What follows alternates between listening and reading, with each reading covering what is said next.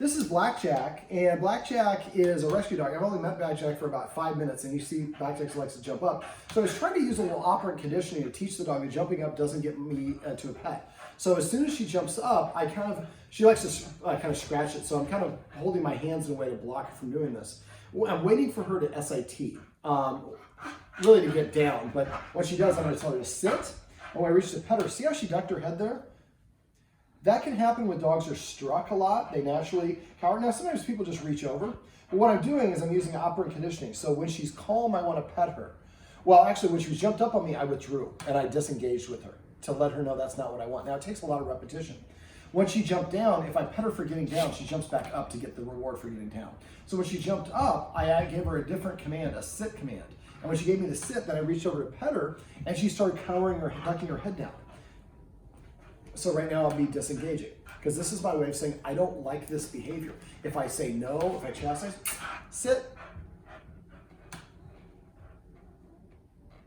So now the head stays up and then I can pet. It's always a good idea whenever possible to pet a dog under his chin. When a dog is insecure, its nose is parallel to the ground or lower than parallel to the ground. Proud, confident dogs' nose are up in the air. So if I reach to pet a dog and she ducks down and I pull back, that's my way of saying that I don't like that body mechanic. Now she didn't intentionally say I'm not worthy. It's just a habit she's used to doing it. But this is what we call shaping. And so when the dog does what you want, and this is a form of operant conditioning. So when the dog does what you want to engage and interact with them as your way of saying, yes, I like that. When they do what you don't want, you stop, you withdraw, you disengage. I call this the two-window way of dog training. The old way of dog training is force and punishment based. It's based on a faulty study of wolves in the wild where they call it alpha dog. There's no such thing as alpha dog. There's no such thing as alpha wolf. You can look it up, and I won't go into it on this video.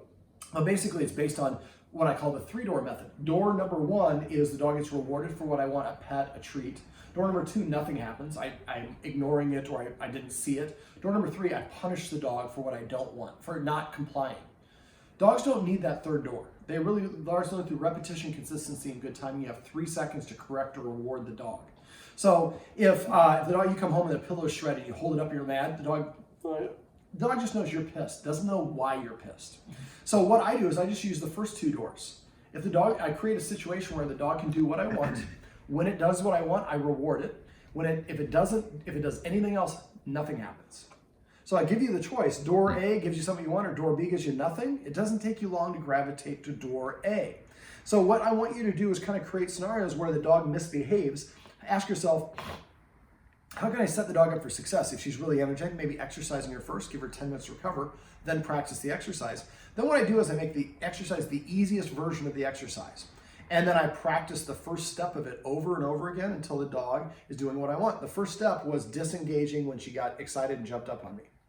Then when she got down, then I told her something else to do. And I reached to pet her. She started cowering. I pulled my arms back. And so you go back and forth a bunch of times. And after a while, I get to the point where she'll just have her head up.